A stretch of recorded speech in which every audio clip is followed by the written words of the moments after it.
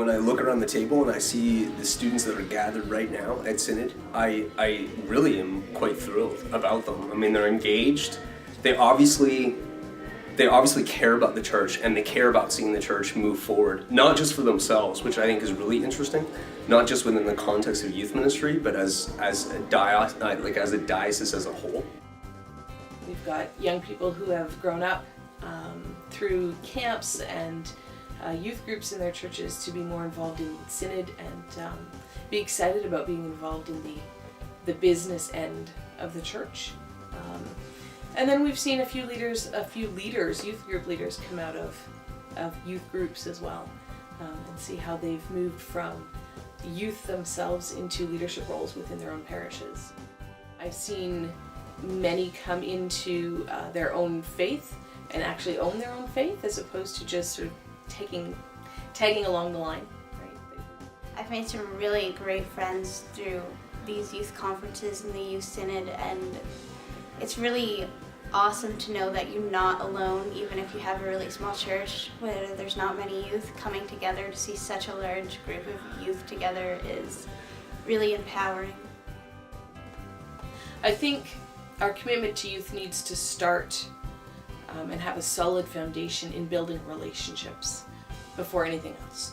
So start building relationships with the people in your pews, in your parish. Get to know your young people. Get to know their friends, even though they don't maybe go to your church. Those are the young people that will come together and bond and build a solid group, and will learn leadership skills. They will learn how to share their faith with others, and that builds.